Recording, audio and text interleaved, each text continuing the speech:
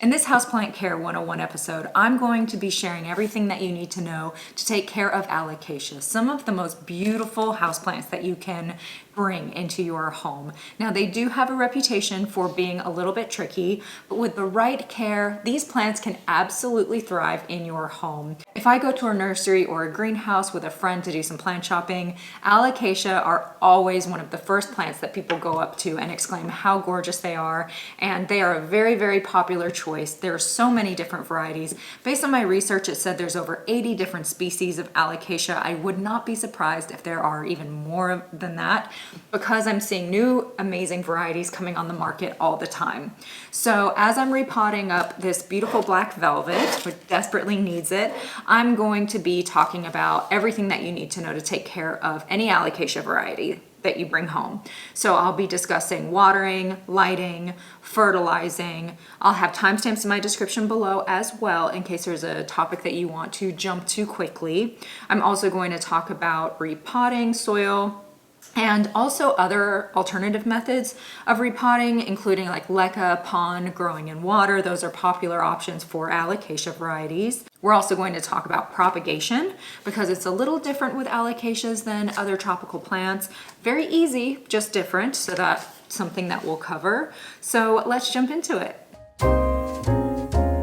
This Houseplant Care 101 series is sponsored by RepotMe.com. With RepotMe, you can have all of your houseplant supplies delivered right to your door. They are a one-stop shop for all of your houseplant, orchid, or succulent needs. They have custom handmade houseplant soils ranging from tropical houseplants, cactus and succulents, pothos, snake plants, and more. I cannot live without their clear slotted orchid pots. They have amazing houseplant fertilizers and so much more. I've included their link in my description below, and you can get 10% off any soil with my code Ashley.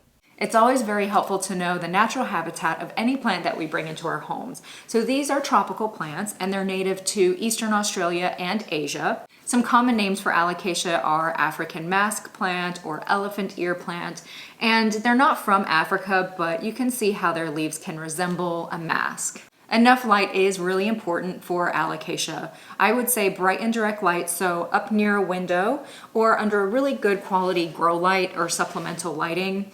Now, they can get their leaves scorched if they're given too much light, which would be blasting afternoon sun, 8 hours of blasting sun, which most of us aren't going to have that problem in our homes. So I would always err on the side of caution of giving our plants a little bit too much light to start off with and then scaling back if we feel that the leaves are getting scorched.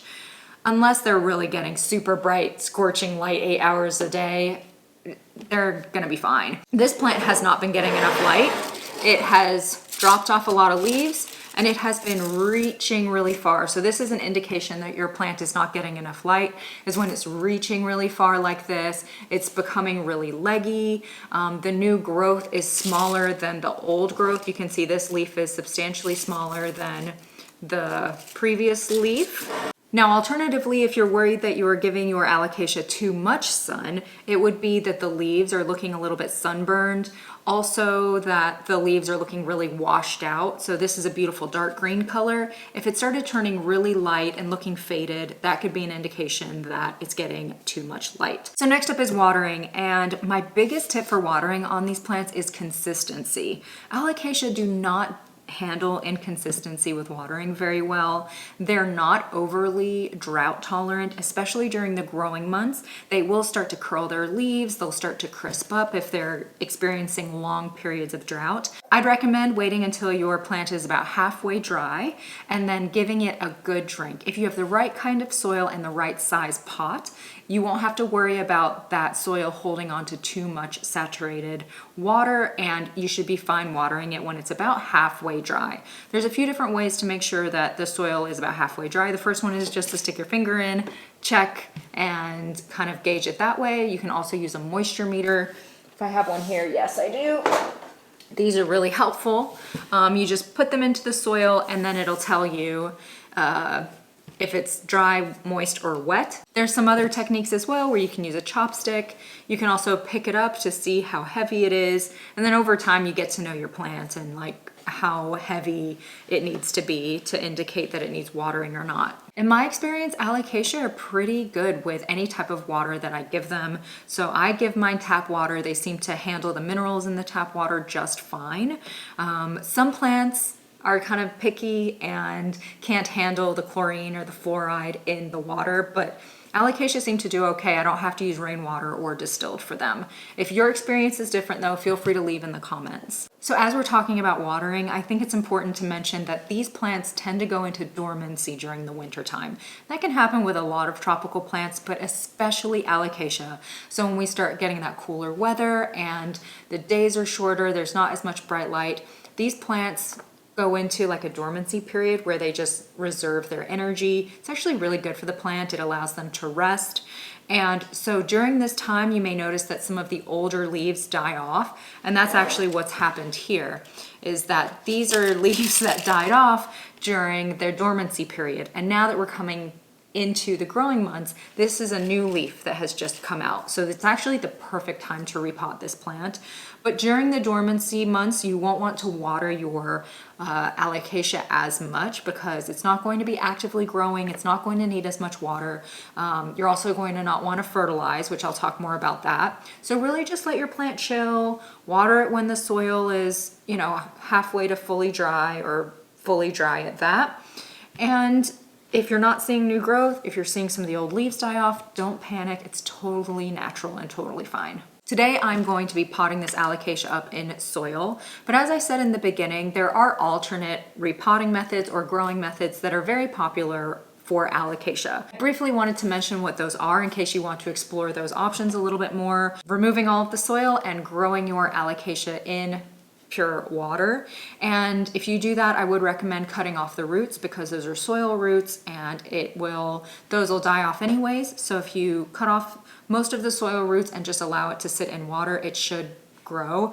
Now, I don't have much success with a lot of growth from my plants that are growing in just pure water, but I did want to mention that that is an option that a lot of people enjoy doing with Alocasia. Alocasia also do really well with semi-hydroponic setups like LECA or PON. LECA stands for Lightweight Expanded Clay Aggregate. So basically little clay balls that hold moisture. And PON is a mineral-based substrate that improves airflow and wicks water up to the roots.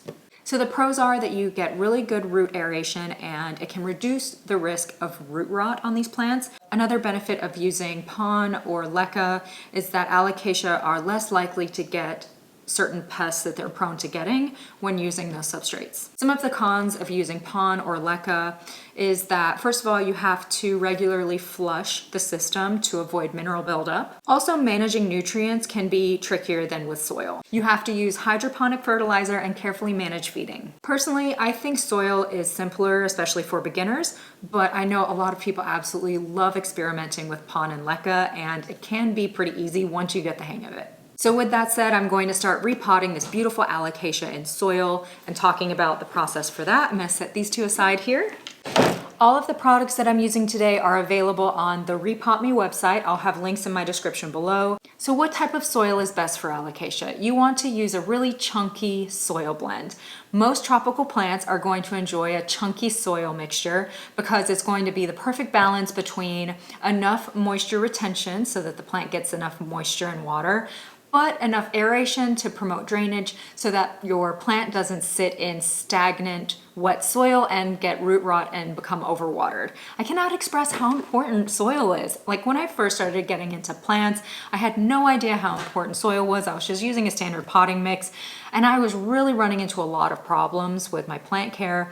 Then once I learned just a little bit about the right type of soil that my plants needed, I don't have any of those issues anymore.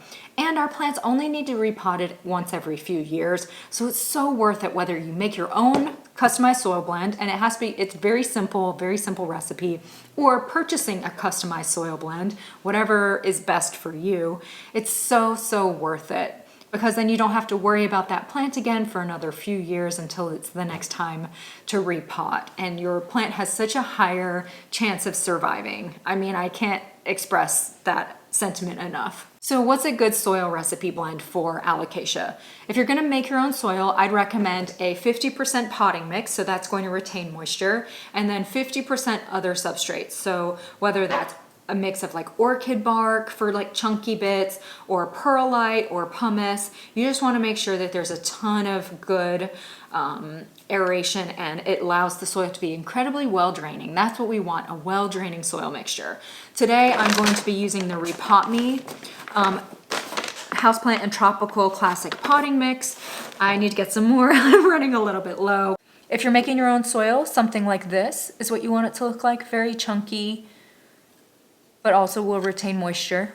The other part that I mentioned that's hugely important is choosing the right size pot. You don't want your pot to be much bigger than the root ball and the root system of the plant. I am so curious to see what this root system looks like. So what I like to do is pot my plants up in nursery pots. I like clear nursery pots with a lot of drainage. You always want to choose a pot that has a ton of drainage because it allows the water to flow out. And then I like the clear ones because I can keep an eye on the moisture, keep an eye on the root system. Again, I'm not going to be repotting again for a few years. Alocasia do really like to be snug in their pots. So I'll pot it up in the nursery pot, and then I'll usually put that nursery pot into whatever fun cover pot. All right, let's see what we have going on.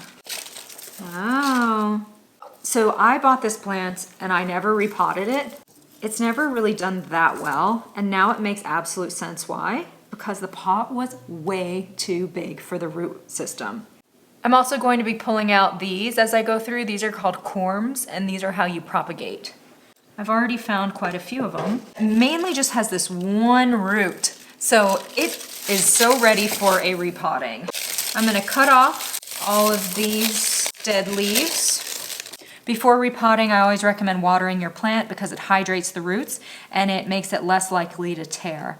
So alocasia have pretty like fragile roots, so you just want to be really gentle. And even though it has one main root coming off of this plant, which is very interesting that that's the case, there's a lot of other little baby roots.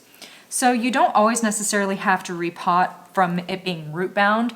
Yes, that's a great indicator that your plant needs to be repotted because you see roots coming out the bottom of the pot, out of the top of the pot. But it's also just as much of a cause to repot if it's got way too big of a pot, which I've talked about at length already. So at first I was really nervous that this plant was, I don't know. It is struggling a bit, as you can see, with just this one root. But it has a pretty good, like all these roots are healthy. So I'm not sure why it's doing that. Plants are funny, man. But look at all these little corms I'm finding. And sometimes your plant won't be putting out, or your alocasia won't be putting out like new growth, but it'll be putting out growing all these little corms. That she's growing, she's just not growing leaves. She's putting out babies. So this is gonna be needing a very small pot. Look at all that excess soil. Look how tiny this little root system is. You only wanna go 1 to 2 inches bigger than the root ball. So we're gonna go to this size now. These are all the corms I found. I found 1, 2, 3, 4, 5, 6, 7, 8, 9, 10, 11 corms. So I'm gonna plant these as well during the propagation section. So even though the root system is small, it's healthy. And if this is in the right size pot, it's going to grow some more roots off of the base. But there's no stinky roots. They're not wet and smelly or anything like that. So it doesn't indicate root rot. So the repotting itself is a really simple process. So in you go. And then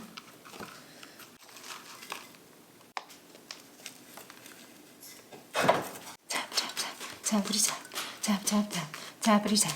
So this beauty has been repotted. She's gonna be feeling so much better in her new soil. It's giving your plant a good refresh every few years, even if you're not seeing it's root bound or having any issues, for lack of a better word, it's still a good idea to repot.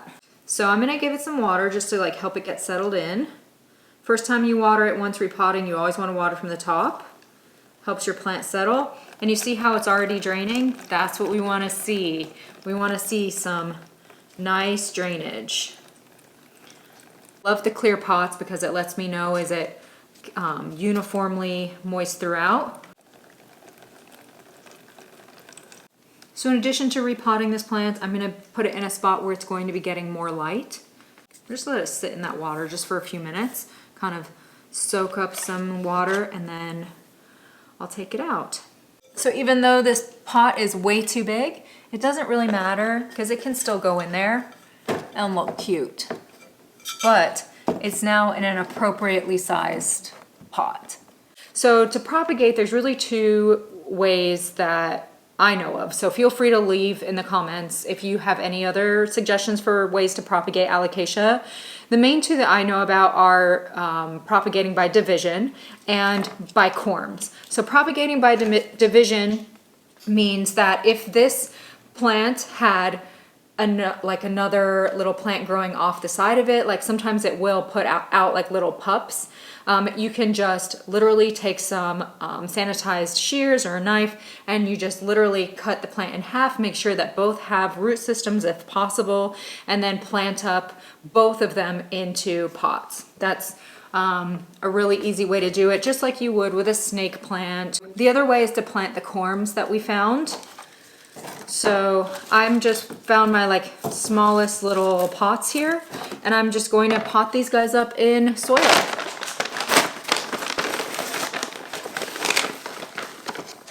I'm gonna do a couple different ones in each.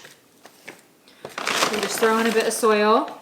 Corms have like a top and a bottom. If you're unsure what is the top and what is the bottom, here are a couple images to show. The top is where the new sprout will come out, and the bottom of the corm is the part that was attached to the mother plant. So I'm gonna plant them that way. Just wanna cover them with some soil. So I've planted the corms in here. I'm gonna give them a good drink of water. Just pour water over the top. I have to refill it up. And then you just wanna make sure that they don't get too dried out, that they stay consistently moist. Anytime you're propagating little baby plants, you don't want them to dry out for extended periods of time. They're not gonna be able to handle drought. You wanna make sure that they're consistently moist. And I'm gonna give these some good sunlight. And then before you know it, I'll have a bunch of new Alocasia plants. Fertilizing is really important for Alocasia. They have such big, beautiful leaves that they're going to need nutrients to support that, especially growth of new, beautiful leaves. Here are two that I've used from Repot Me. You can use any for houseplant fertilizers. This one is an organic fertilizer that works really great. And then here's a synthetic fertilizer. As soon as you're coming into spring, you can start at about 50% strength. See how your plant responds. Be really careful to read the instructions in the back. Once they've acclimated to being fertilized and you start to see new growth, then you can go at full strength all the way up until fall. Again, don't forget that these plants go dormant in the winter usually, so you won't want to fertilize during those months. A lot of my Alocasias will bloom regularly, and I would recommend cutting off the blooms. The blooms aren't especially beautiful. They're usually just pretty small, and they just drain a lot of energy from the plant. So you want to make sure, in my opinion, to cut those off. That way the plant can focus on growing leaves instead of growing a bunch of blooms. Temperature and humidity. Alocasia are tropical plants. They love warmth. They love humidity. So if you're in an area that has very low humidity, I'd recommend a humidifier if possible. And as far as temperature, they do really like warm temperatures, but as a general rule, I always say if you're comfortable in your home, your plants will be as well. If you're cold, your plants are probably cold too. And last up is pest management, but this is a really, really important one for Alocasia because Alocasia are incredibly prone to spider mites. And if you saw what I just did, this leaf was touching this leaf and I moved it away because that's one of the easiest way for pests to spread is when your houseplants are touching each other. So I'd recommend never letting any of your houseplants touch each other if possible. They can be near each other, but for the leaves to be touching, recommend against it. I'd also recommend watering or rinsing off your Alocasia leaves pretty regularly. Get them under the shower or under the hose, under the faucet. Just give it a good rinse to prevent any like eggs or pests that have built up. That's another reason that it's really important to remain consistent with these plants because if you underwater, it will cause them to be stressed, and stressed out plants are way more prone to pest infestations. So the big one with Alocasia are spider mites. The best product for spider mites is called insecticidal soap. And there are lots of different brands of insecticidal soap. You can also make your own version of pest management spray if you want to. I just find insecticidal soap works great. And then all you do is you spray the leaves of the plant. You can let it sit for a little bit. You can wash it off. You can leave it on there. Just do a test on a small area to see how the insecticidal soap affects your plant. But in my experience, spraying insecticidal soap hasn't messed up my plants or anything like that. Now for other pests, I recommend using systemic granules. Systemic granules go in the soil, and then when you water the plant, the active ingredients in the systemic granules gets absorbed by the plant through the roots, and the active ingredient will deter any pests. So this is great for mealybugs, aphids, thrips. It doesn't help with spider mites though, but it helps with everything else. It also really helps with fungus gnats. So that's a reason why a lot of people will use pon or LECA for their plants, is because they don't want to deal with the little pesky fungus gnats that sometimes come from having soil in our homes. But if you use systemic granules or even mosquito bits, that won't be an issue. So there you have it. That's everything that you need to know to help make your alocasia thrive. I hope this video was helpful. Please feel free to leave your tips and tricks in the comments below, not just for myself, but everybody in our community. We have a very knowledgeable plant community, and we always appreciate your helpful advice. If you'd like to see future plant care videos, plant shopping videos, definitely subscribe so they show up in your newsfeed. We also have a wonderful community on TikTok, Instagram, and Facebook. I hope you have a wonderful rest of the day, and I hope I get to see you soon. Bye.